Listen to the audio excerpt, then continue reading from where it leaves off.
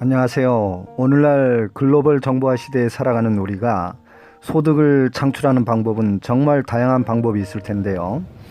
빌 게이츠처럼 인터넷 소프트웨어 개발을 한다거나 또는 해외 부동산 투자에 관심을 갖기도 하는 기업이나 개인들이 많은데요. 캄보디아의 부동산과 금융상품 등의 투자 정보를 포스팅해 보려고 합니다.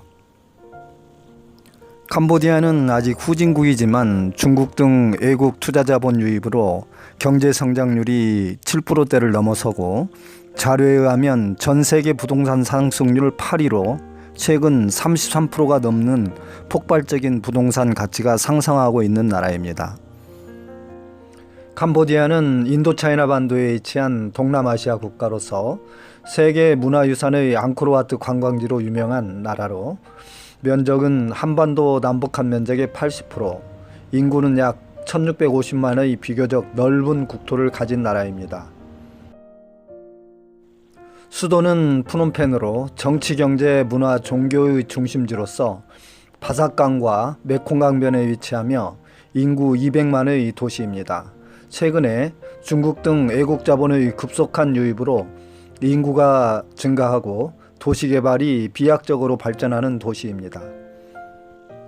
또한 한국과 캄보디아는 한국의 신남방정책의 일환으로 양국 교역 발전을 위해서 한캄 FTA를 맺기 위한 협상이 작년부터 진행 중으로 머지않은 장래에 FTA가 체결되면 양국 관계는 더욱 가까워질 것으로 예상됩니다. 현재 한국과 캄보디아의 수출입 교역 관계는 10억 달러를 넘어서는 증가 추세에 있으며 한국이 외국 투자기업 2위, 200여 개 이상의 기업 진출과 특히 우리나라의 많은 금융기관들이 진출해 있고 캄보디아의 금융증권 전산망도 한국의 선진 금융 시스템으로 지원하고 있다고 합니다. 이처럼 양국 관계가 더욱 긴밀해질수록 투자 여건도 매우 전망이 밝은 나라라고 할 수 있겠습니다. 다음으로 캄보디아의 외국인 부동산 취득 제도를 살펴보겠는데요. 무엇보다 안전하고 위험 요소가 없어야 하기 때문에 이 점은 특히 유의하셔야 되겠습니다. 외국인은 원칙적으로 토지 취득이 불가능하므로 취득 대상은 토지 지분이 없는 2층 이상의 아파트, 콘도, 오피스 건물 등 건물만 취득이 가능하며 토지 취득을 위해서는 현지인 51%, 외국인 49%의 비율로 법인을 설립해서 취득하거나 부동산 신탁회사를 통해서 취득이 가능하고 배우자나 가족이 캄보디아 현지인인 경우에는 큰 문제가 없겠습니다. 부동산 거래 시 참고 유의사항으로는 캄보디아는 중개수수료는 전액 매도자가 부담하고 계약서나 등기 시 안전장치를 철저히 해두어야 차후에 위험을 방지할 수 있겠습니다. 근저당이나 채권담보, 위임장, 지분 포기각서 등을 반드시 작성하시고 등기상 실소유자인지도 확인을 하셔야 되겠습니다. 특히 지방 토지의 경우에는 아직 미등기가 많으므로 실소유자를 반드시 확인해야 하며 지상에 무단 점유나 불법 건축물이 없는지 꼭 확인하시기 바랍니다.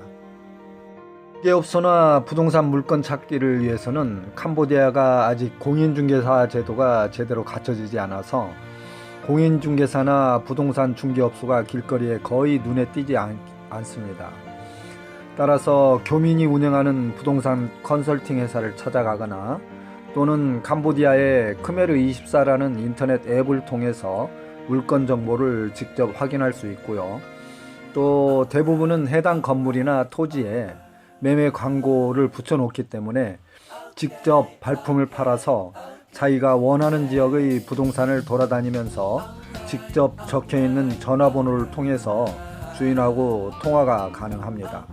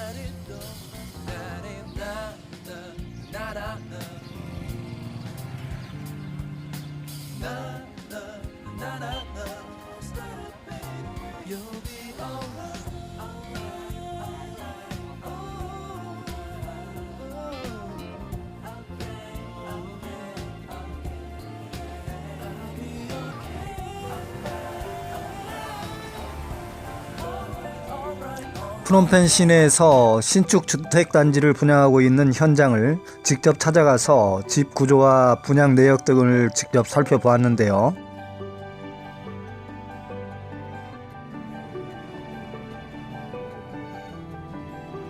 수어스다이 큰염 쫀찌읒 거래. Nha, xuống đây.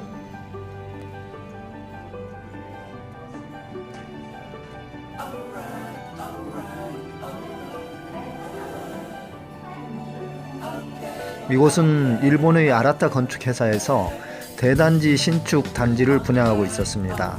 직원들에게 분양가를 좀 물어봤더니 약 16만 달러 선이라고 이야기를 하는데요. 하나로 환산을 해보면 2억 정도가 되는 것 같습니다.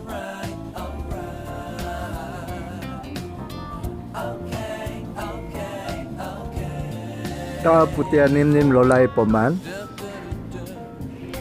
How much does this house sell? $5만. Cái lấy 16,350 그러니까 이렇게 써. 다른 분양 단지는 약 1억 5천 전으로 분양하는 곳도 있던데요. 이곳은 아무래도 좀 위치나 고급 주택 단지라서 약간 비싼 듯합니다.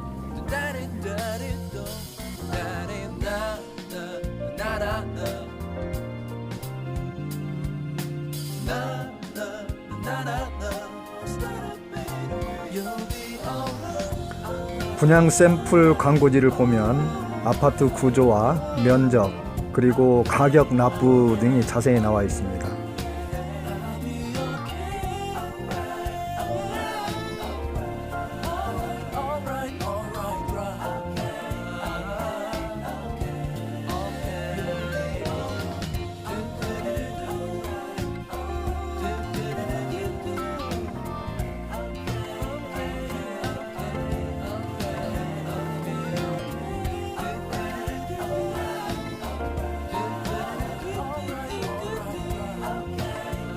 지나는 길에 한 플랫하우스에 매매 광고가 붙어 있어서 직접 주인과 상담을 좀 해봤는데요.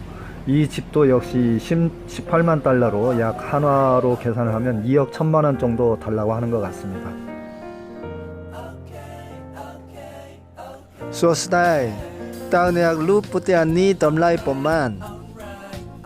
Chaផ្ទះនេះល្អណាស់លក់តម្លៃ168,800 $1,800 អាមេរិក 대로변에 있는 플랫하우스는 1층에서 가게를 하는 집도 많고요. 2, 3층은 가구 생활룸으로 사용하고 있습니다. 화면에서 보시는 곳은 프놈펜 시내에서 비교적 위치도 양호하고 땅값도 비싼 프놈펜 트마이 센속과 멀리 뚫곡 지역이 보이는데요.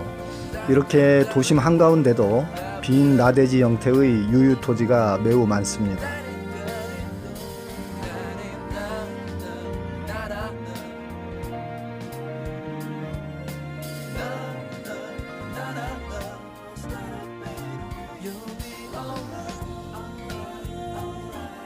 캄보디아는 한국처럼 아직 전문 공인중개사 제도가 시행되지 않고 있기 때문에 저렇게 화면에서 보시는 것처럼 주택이나 토지 등 매도자가 직접 물건을 팔겠다는 안내 표지판에 자기 연락처를 적어 놓는 경우를 많이 볼 수가 있습니다.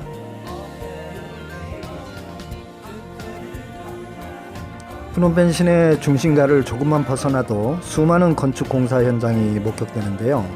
캄보디아는 중국 자본을 비롯해서 외국 자본 유입으로 경제 성장 속도가 빨라지면서 도시 개발 속도가 눈에 띄게 급성장하고 있다는 것을 느낄 수 있겠습니다.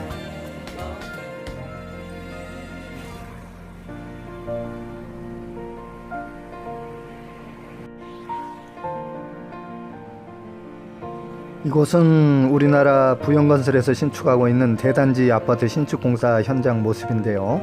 프놈펜 시내도 예전과 달리 최근에는 아파트 주거 문화가 빠르게 확산되고 있다는 것을 볼 수 있습니다. 아파트 분양가는 지역이나 평수에 따라서 각기 다르겠지만요. 30평형대를 기준으로 본다면 1억 5천에서 2억 전후로 형성이 되어 있는 것 같습니다. 프놈펜에서 투자 유망 지역이 어딘지 한번 말씀을 드려보겠는데요. 제가 푸놈펜에 살면서 종종 한국 투자기업이나 투자자분들께서 또는 현지 교민분들께서도 가끔 제게 문의를 많이 해왔는데요.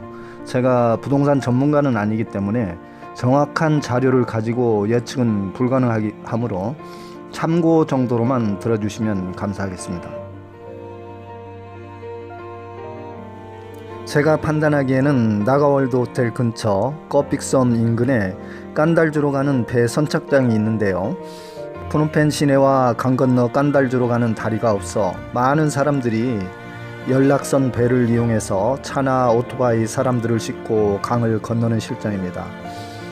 아직 캄보디아 자체의 영세한 국가 재정 상태로는 다리를 건축할 만한 재원을 마련하기 어려운 실정이기 때문에 캄보디아 정부에서도 다리를 건설하기 위해서 많은 해외 국가인 중국, 한국, 일본 등의 나라에 차관이나 원조 형식으로 다리를 건설하려고 노력 중이므로 머지않은 장래에 다리가 건설되기는 할 텐데요.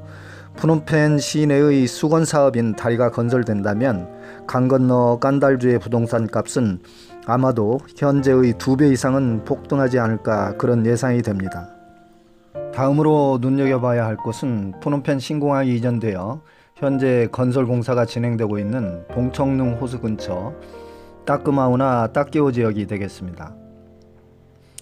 현재의 포체통 공항이 이전되면 신공항 지역이 푸놈펜 중심지와 불과 25km 밖에 되지 않기 때문에 신공항 주변으로 위성 도시가 발달되어 주변 토지의 땅값은 천정부지로 치솟을 것 같은 예상을 하고 있습니다. 물론 이미 많이 오른 상태지만 약 3년 후에 준공될 시기가 다가올수록 신공항 주변 토지의 활용 가치는 매우 높다고 할 수 있겠습니다.